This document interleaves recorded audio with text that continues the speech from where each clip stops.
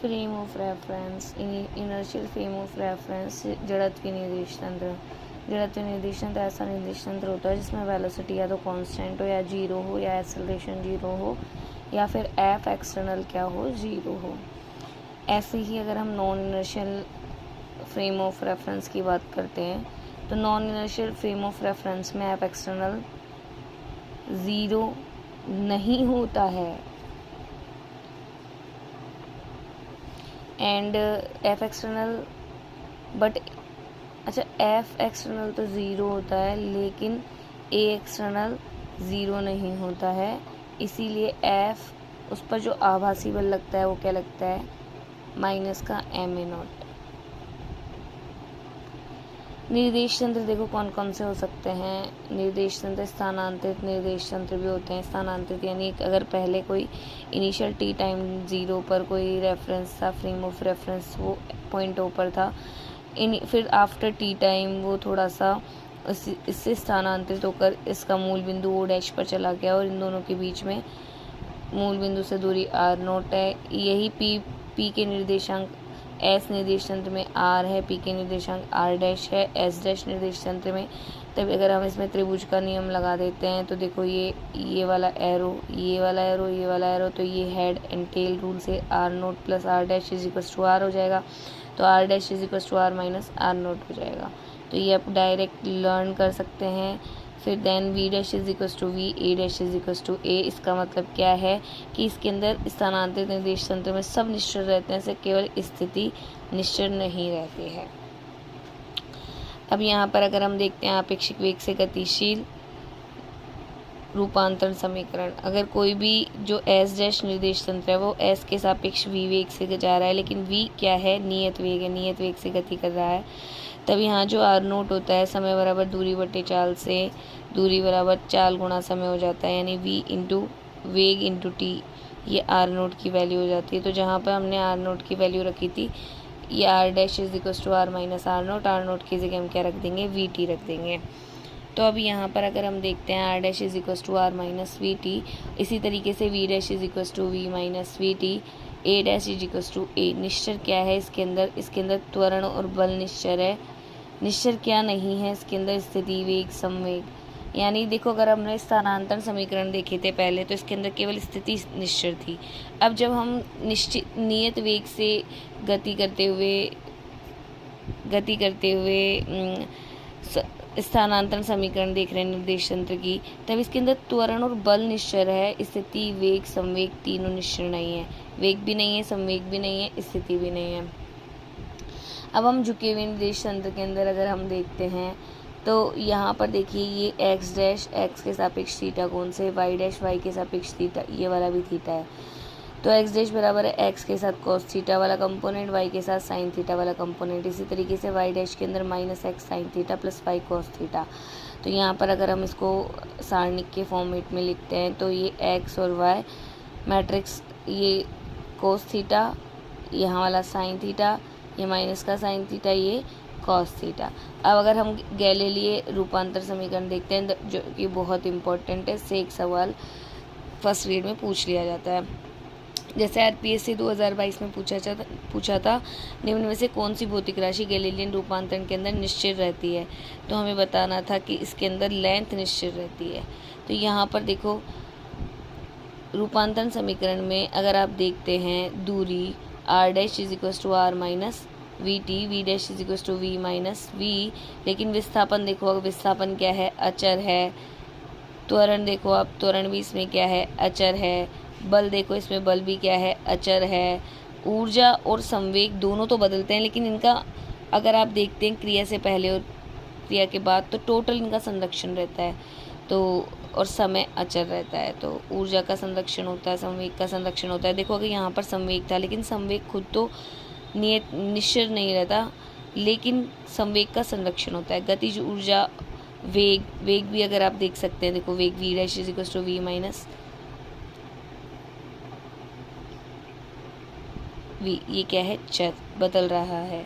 बदला क्या नहीं, विस्थापन, त्वरण, बल, संवेग, ऊर्जा संरक्षण, समय। विस्थापन, त्वरण, बल, संवेग, ऊर्जा संरक्षण, समय। अब हम नेक्स्ट पेज पर देखते हैं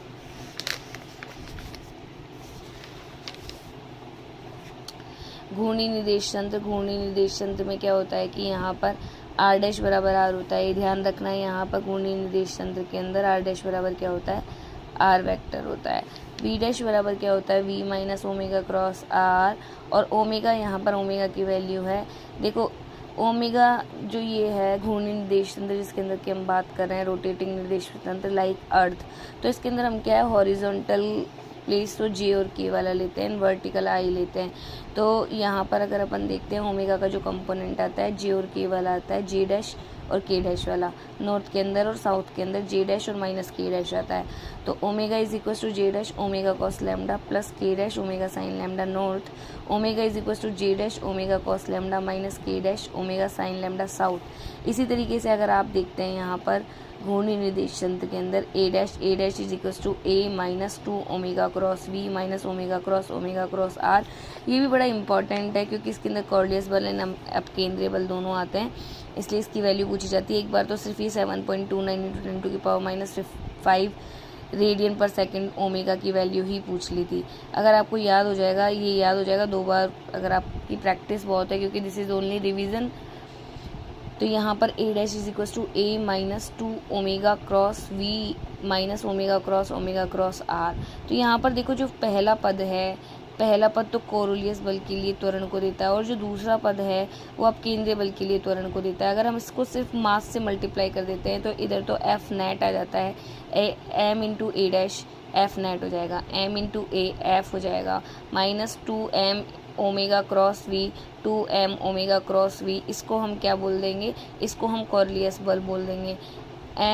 minus M omega cross R, इसको हम क्या बोलेंगे, अपकेंद्रीय बल बोलेंगे।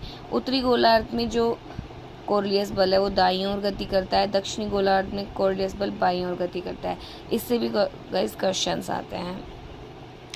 अब अगर अपन देखते हैं दो पिंडों की टक्कर के लिए शर्त, तो दो पिंड कैसे टक्कर करते हैं, जब r1 वेक्टर प्लस यानी उनका विस्थापन क्या होना चाहिए, समान होना चाहिए।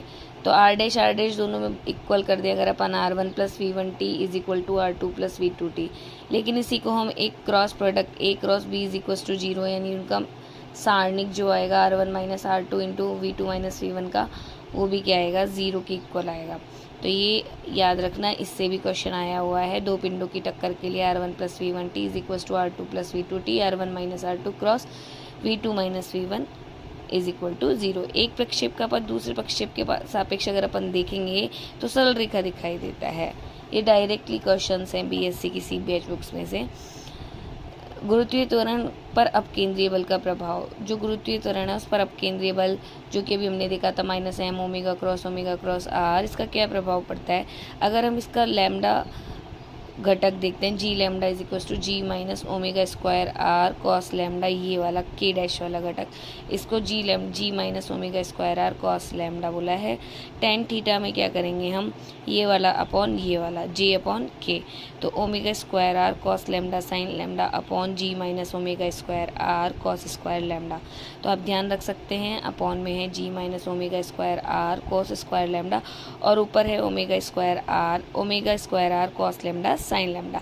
अगर अपन ध्रुवों पर बात करते हैं तो जो लैम्डा होता है वो 90 होता है, जी लैम्डा इज इक्वल टू जी हो जाएगा यहाँ से। अगर अपन यहाँ पे कोस 90 की वैल्यू रखेंगे, ठीक है, और theta is equal to lambda is equal to 90 रखेंगे, कोस 90 तो 0 होता है, साइन 90 1 होता है। तो ध्रुवों पर आप ये ध्यान रखना, ध्रुवों पर अगर आप यहाँ पे देखेंगे, यहाँ से ध्रुवों पर क्या होता है भाई, जी लैम्डा किसके इक्वल होता है, जी पर, यानी गुरुत्वीय त्वरण पर कोई भी परिवर्तन नहीं होता। तो भूमध्य रेखा पर जो लैम्डा अपकेंद्री लैम्डा है इज इक्वल टू 0 लेते हैं, तो यहाँ कोस 0 की वैल्यू 1 हो जाएगी। तो इसमें कुछ कमी हो जाती है, कितनी हो जाती है, गुरुत्वीय त्वरण में जी माइनस ओमेगा स्क्वायर आर की कमी हो जाती है। अगर लैम्डा इज इक्वल टू 45 लेते हैं तो theta tan inverse omega square R upon 2g आता है। इसी तरीके से अगर अपन देखते हैं फोकोलोलक देखिए, फोकोलोलक के अंदर क्या होता है, घूर्णन की दिशा कितनी होती है, घूर्णन की दिशा देखो ई माइनस ओमेगा उत्तरी को, इसका डायरेक्ट आवर्तकाल से क्वेश्चन बनता है, T is equal to 2 pi upon omega sine lambda. लेकिन आपको ये भी ध्यान रखना है कि अगर अपन फोकोलोलक लेते हैं तो फोकोलोलक की दिशा ई और ओमेगा की दिशा में होती है, और अपन यहाँ पे L इज इक्वल टू 70, इसकी जो लेंथ होती है, जो धागे की लेंथ होती है लोलक की, वो अपन कितनी लेते हैं, 70 मीटर लेते हैं। अगर मास उसका 28 kg लिया जाए तो उसका टाइम पीरियड है वो 17 सेकेंड आएगा, 70, 28 और 17। ठीक है। अब यहाँ पर उत्तरी गोलार्ध में ये घूर्णन दक्षिणावर्त, दक्षिणी गोलार्ध में वामावर्त। आवर्त काल क्या होगा, T बराबर 2π/ω साइन लैम्डा। अगर अपन इसका आवर्त काल यहाँ पर 2π/ω की वैल्यू रख देते हैं अपन 24, तो 24/साइन लैम्डा, डायरेक्ट ये वाला घंटे में याद रखना है।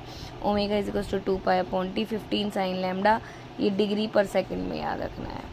तो दोनों ही फॉर्मूले इसके बड़े इंपॉर्टेंट है। T इज इक्वल टू 24/साइन lambda and 15 sine lambda degree per hours, 15 sine lambda degree per hours. अगर अब अपन देखते हैं पृथ्वी पर क्षैतिज दिशा में गतिशील कण पर कोरोलियस बल, अभी तक अपन ने देखा था, देखो यहाँ पर अब केंद्रीय बल का प्रभाव देखा था। अब अपन क्या देख रहे हैं, क्षैतिज दिशा में गतिशील कण पर कोरोलियस बल क्या लगेगा। तो यहाँ पर देखो क्षैतिज दिशा में देखेंगे, ऊर्ध्वाधर गति में देखेंगे कोरोलियस बल का प्रभाव, क्योंकि इनसे भी डायरेक्ट क्वेश्चंस पूछे जाते हैं। तो अपन ने अभी ये देखा था ओमेगा के अंदर कौन कौन सा घटक था, जे और के वाला था, यानी omega cos lambda J cap plus omega sine lambda K cap. और वेलोसिटी जो होती है वो आई और जे में होती है, ये ध्यान रखने वाली होती है, v'(x) आई कैप प्लस v'(y) जे कैप। एफ सी यानी कोरोलियस बल का जो घटक है -2m ओमेगा क्रॉस v' होता है, उत्तरी गोलार्ध में दाईं ओर जाता है। तो क्षैतिज घटक क्या हो जाएगा, यहाँ पर अगर आप देखते हो -2m ओमेगा क्रॉस v' को जब हम सॉल्व करते हैं ओमेगा और v की वैल्यू, तो यहाँ पर हमारे पास क्षैतिज घटक आ जाता है 2m omega sine lambda v'। अब देखो यहाँ पे v' के साथ आई और v' आई कैप माइनस v' जे कैप, लेकिन ऊर्ध्वाधर घटक सदैव देखो ये कॉस वाला होता है, क्षैतिज तो साइन वाला होता है और ऊर्ध्वाधर कॉस वाला होता है।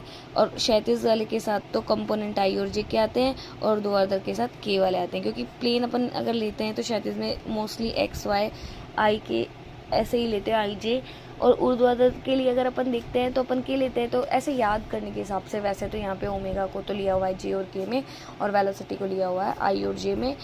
एंड यहाँ पर क्षैतिज घटक में जे और के आता है और इसमें के डैश आता है, जे आई और जे आता है सॉरी, एंड इसमें के आता है। ध्यान रखना, क्षैतिज में आई और जे और इसमें के, इसके अंदर साइन वाला कंपोनेंट, इसमें कॉस वाला कंपोनेंट। तो 2m ओमेगा तो दोनों में कॉमन ही है, 2m omega sine lambda v'(y) I cap minus v'(x) J cap, 2m omega cos lambda v'(x) K cap, सदैव ऊर्ध्वाधर लगता है ये। दक्षिणी गोलार्ध में बाई और क्षैतिज घटक। अब क्षैतिज घटक अगर अपन देखते हैं, ये तो था अपना उत्तरी गोलार्ध में, अब अपन दक्षिणी गोलार्ध में देखते हैं। दक्षिणी गोलार्ध में देखो जो क्षैतिज घटक है वो आता है, मैंने बताया था क्षैतिज घटक हमेशा साइन वाला लो, तो यहाँ पे प्लस था, यहाँ पे माइनस आ गया, -2m omega sine lambda v'(y) I cap minus v'(x) J cap. देखो y के साथ आई वाला है और x के साथ j वाला है, और ऊर्ध्वाधर घटक क्या है, हमेशा इस वाले में जो कोस कंपोनेंट वही इसके अंदर है ऊर्ध्वाधर घटक, तो आपको याद हुआ होगा। अब देखते हैं पृथ्वी पर पिंड की ऊर्ध्वाधर गति में कोरोलियस बल। ठीक है, तो इसके अंदर देखते हैं, अगर अपन स्वतंत्रता पूर्वक अगर कोई वस्तु नीचे गिर रही हो, तो जब नीचे गिर रही होगी तो वेलोसिटी उसके अंदर कौन सा कंपोनेंट आएगा, के वाला आएगा, क्योंकि ऊर्ध्वाधर डायरेक्टली नीचे गिर रही है, तो यहाँ पर कंपोनेंट के वाला लेंगे। अब velocity v is equal to minus gt, क्योंकि जो त्वरण हो रहा है वो कौन से, v is equal to u plus at होता है, तो u तो इनिशियल वेलोसिटी है, और जब भी हम फ्री फॉल करवाते हैं तो u क्या होता है, 0 होता है।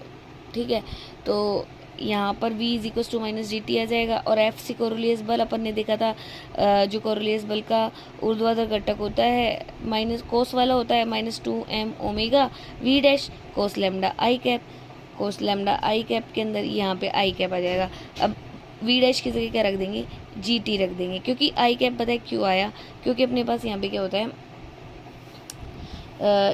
अगर आप देखेंगे तो यहाँ पे ऊर्ध्वाधर घटक में v'(x) के कैप होता है, तो यहाँ पे अपन ने v' की वैल्यू रख दी। उत्तरी गोलार्ध में पूर्व दिशा में जाता है गिरता हुआ पिंड, और दक्षिणी गोलार्ध में भी पूर्व दिशा में जाता है। देखो गाइस, ये वाली चीज़ भी आपको याद रखनी कि जो x' होती है वो कितनी होती है, 1/3 ओमेगा जी कोस लैम्डा 2h/g की पावर 3/2। x किसके प्रपोजनल है, h की पावर 3/2 के, और g की पावर -12 के, 1/3 ओमेगा जी कोस लैम्डा 2h/g, 1/3 ओमेगा जी कॉस लैम्डा 2h अपॉन जी की पावर 3/2, 1/3 ओमेगा जी कॉस लैम्डा 2h अपॉन जी की पावर 3/2। ठीक है। अब अगर अपन देखते हैं, देखो क्वेश्चन क्या है, एग्जाम्पल अगर अपन देखो, इफ़ एच अपन को हाइट कितनी दे रखी हो 100 मीटर, भूमध्य रेखा पर लैम्डा कितना दे रखा है 0, X dash then X dash अगर अपन काउंट करते हैं तो कितना आएगा 0.022, डायरेक्ट याद रखना है। और ध्रुवों पर एक्स डैश बराबर क्या होता है 0 होता है। भूमध्य रेखा पर तो कितना आता है भाई, अगर एच की वैल्यू अपन कितनी रख देते हैं 100 मीटर लेते हैं, तो भूमध्य रेखा पर तो एक्स डैश जो कि अपन विस्थापन देख रहे थे 1/3 ओमेगा जी कोस लैम्डा, ये आपको फॉर्मूला दिखा है ना, 1/3 ओमेगा जी कोस लैम्डा 2h अपॉन जी। ठीक है, इस फॉर्मूले के अंदर अगर अपन रखते हैं ना, एच की वैल्यू 100 लेते हैं और लैम्डा की वैल्यू रख देते हैं 0 भूमध्य रेखा पर, तो एक्स की जो वैल्यू आती है वो 0.002 मीटर आती है। कितनी आती है 0.022 मीटर। इसी तरीके से अगर अपन ध्रुवों पर देखते हैं, ध्रुवों पर तो एक्स डैश 0 आता है। ऊर्ध्वाधर वेग से अगर ऊपर की ओर जा रहा हो तो देखो वहाँ पर तो गिर रहा था तो केवल माइनस जी टी के कैप ले लिया था। अब यहाँ पर यू माइनस जी टी के कैप लेंगे, तो वी डैश के अंदर रखेंगे तो अपन देखेंगे उत्तरी गोलार्ध में माइनस आई कैप आ रहा है, दक्षिणी गोलार्ध में भी माइनस आई कैप आ रहा है, दोनों ही पश्चिम दिशा में जा रहे हैं। एक्स डैश बराबर वही वहाँ पे 1/3 था, बस यहाँ पे 2/3 हो गया, 2/3 ओमेगा जी कोस लैम्डा 2h अपॉन जी की पावर 3/2। उच्चतम बिंदु पर अगर वापस पुनः पृथ्वी पर आ जाता है तो उसका डबल कर देंगे, क्योंकि गया और आया तो height x dash plus x dash यानी 4 हो जाएगा, 4/3 माइनस 4/3 ओमेगा जी कॉस लैम्डा 2h अपॉन जी की पावर 3/2। अगर इसके अंदर h की वैल्यू अगर अपन रख देते हैं 100, तो वहाँ पर देखो X lambda is equal to 0 पर 0.022 मीटर आया था, तो इसको 4 से मल्टीप्लाई कर देंगे तो 0.088 मीटर आ जाएगा। स्पेशल थ्योरी ऑफ रिलेटिविटी के अंदर अगर अपन देखते हैं पोस्टुलेट्स, 2 पोस्टुलेट्स गिवन है। पहला क्या है, the law of physics are invariant in the all inertial system, कि जितने भी फिजिक्स के लॉज है, अगर कोई इन्वेरिएंट इनर्शियल, ये ध्यान रखना, ऑल इनर्शियल फ्रेम, अगर इनर्शियल सिस्टम है तो उसके अंदर जितने भी लॉज है वो कैसे क्या रहते हैं इन्वेरिएंट रहते हैं, और जो स्पीड है वो भी क्या रहती है कांस्टेंट रहती है। अब हम देखो लॉरेंज रूपांतरण से भी भाई सवाल आता है। देखो अब यहाँ पे देखो एक है एस, एक है एस डैश एस के सापेक्ष वी वेग से जा रहा है। इस बिंदु पर अगर आप देखते हो इसके एक्स वाई जेड टी, और एस डैश के अंदर क्या है X dash Y dash Z dash T. तो अगर अपन इसके निर्देशांक देखते हैं तो किस तरह से बदलता है, यहाँ पर देखो एस का के सापेक्ष एस डैश का रूपांतरण, यानी अपन एस डैश का देख रहे हैं, एस डैश के लिए X dash Y dash Z dash T dash, तो X minus V T into gamma की वैल्यू होती है 1/√1 minus V square upon C square. Y dash और जेड डैश में कोई चेंज नहीं होगा, लेकिन एक्स डैश और टी डैश में होगा। यहाँ पे तो X minus V T into gamma, यहाँ पे T minus X V upon C square into gamma.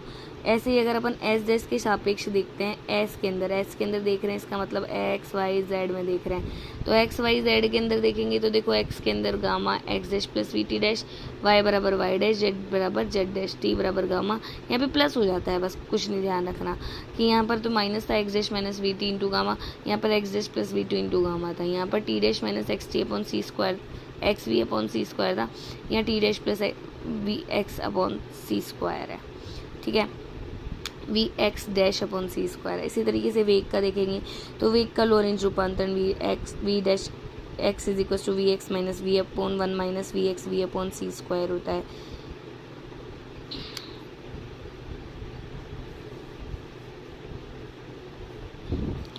इसी तरीके से यहाँ पे भी देखेंगे V dash Y is equal to V Y gamma 1 minus V X V upon C square, V dash is equal to V Z upon, देखो यहाँ पे गामा नहीं था, यहाँ पे गामा, यहाँ पे वी एक्स माइनस वी था, यहाँ पे वी वाई और वी जेड है, लेकिन अपॉन में गामा भी है, gamma 1 minus V X V upon C square, V dash Z V Z upon gamma 1 minus V X V upon C square. यहाँ पर देखेंगे तो V X is equal to यहाँ पे प्लस हो जाएगा V dash X plus we